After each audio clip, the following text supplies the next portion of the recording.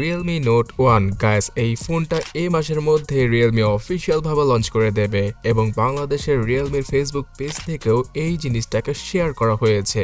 So Realme Note 1 ফোনটা অবশ্যই Redmi Note 13 ফোনটাকে কিল করে দেবে এবং প্রো স্মার্টফোনটার কাছাকাছি চলে যাবে। সেটা কি কারণে সম্পূর্ণভাবে বলছি, তার আগে লাইক আর সাবস্ক্রাইব করে আমাদের মোটিভেট করে দিন। অলরাইট গ্যাস, Realme Note 1 ফোনটাতে এবার 6.67 ইঞ্চির ফুল এইচডি প্লাস রেজলিউশনের 120 Hz OLED প্যানেল মানে অ্যামোলেড প্যানেলকে ইউজ করা হবে। আর এমনটা জানা যাচ্ছে যে কার্ভ ডিসপ্লের সাথেই আসবে Realme Note 1 ফোনটি। সো Redmi Note 13 অথবা Note 13 Pro কোনো স্মার্টফোনই কিন্তু কার্ভ ডিসপ্লে ছিল না। সো এই কারণেই অনেকেই কার্ভ ডিসপ্লের জন্য ফোনটা কিনতে হুমড়ি খেয়ে পড়বেন।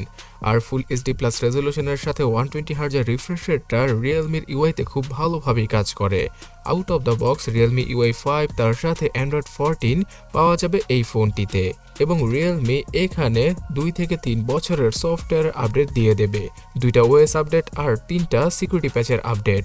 সো এই সমস্ত কারণেই অনেকে Realmeর ফোন বেশি পছন্দ করে থাকেন, কারণ Realmeর ফোনে আপডেট দেওয়ার পরে মাদারবোর্ড উড়ে যায় না।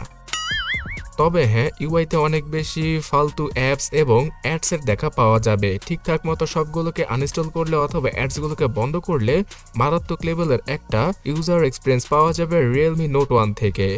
Realme এই ফোনটাতে দিয়ে দেবে ইন ডিসপ্লে ফিঙ্গারপ্রিন্ট স্ক্যানার আর ক্যামেরা সেকশনে 108 মেগাপিক্সেলের ট্রিপল ক্যামেরা সেটআপ থাকবে ফোনটার পেছনে।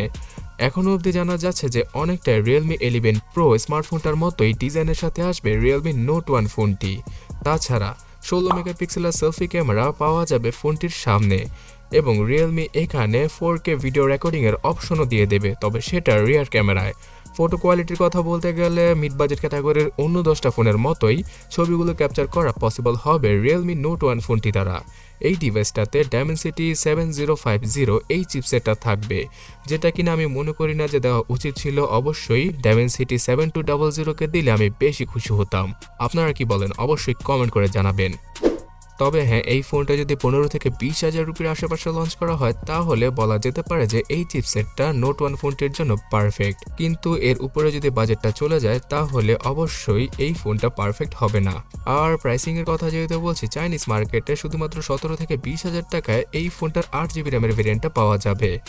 আর এই স্মার্টফোনটা বাংলাদেশের মার্কেটে 25 থেকে 30,000 টাকায় আমরা ইজিলি এই মাস নয় আগামী মাস থেকে মানে ফেব্রুয়ারি মাস থেকে আনঅফিশিয়াল ভাবে পেয়ে যাব। অফিশিয়াল ভাবে আসবে কিনা সেটা 100% কনফার্ম নয়, আর আসলেই বাকি অফিশিয়াল ভাবে আসলে এত সস্তা প্রাইসে পাওয়া যাবে না, সেটা হয়তো আপনারা বুঝতেই পারছেন।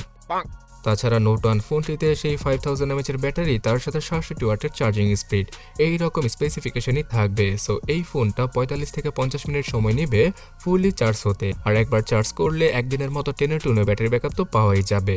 ডুয়াল স্টোর স্পিকারের সাথে আসা এই স্মার্টফোনটাতে পাওয়া যাবে সব ধরনের প্রয়োজনীয় সেন্সর, তবে হেডফোন জ্যাকের গর্তটা থাকবে কিনা সেটা এখনো অবধি নিশ্চিত হয়ে বলা যাচ্ছে না। তাছাড়া এখানে যদি আপনারা একটু খেয়াল করে দেখেন যে Realme Note 1 ফোনটি ডাইরেক্টলি ইনফিনিক্সের Note 30 এবং Redmi Note 13 কে কমপ্লিট করছে। সো এখান থেকে বোঝা যায় যে Realme Note 1 ফোনটিতে হয়তো এবার কার্ভ ডিসপ্লেকে ইউজ করবে না Realme, বিকজ এই ফোনগুলো একদম বাজেট ক্যাটাগরিতে আসে, আর সেই ক্যাটাগরিতে কার্ভ ডিসপ্লে এত ভালো স্পেসিফিকেশনের সাথে আনা একদমই পসিবল নয়। Realme Note 1 ফোনটা 8GB আর 12GB র্যামের সাথে আসতে পারে, যেখানে কিনা সর্বোচ্চ 16 থেকে 20GB পর্যন্ত মেমোরি এক্সটেন্ড করা পসিবল হবে, মানে র্যাম বাড়ানো পসিবল হবে। তার সাথে 256GBর UFS 2.2 অথবা 3.0 ইন্টারনাল মেমোরিকে আমরা পেয়ে যেতে পারি। সো এই ফোনটার জন্য আপনারা ওয়েট করবেন কিনা অবশ্যই কমেন্ট করে জানাবেন।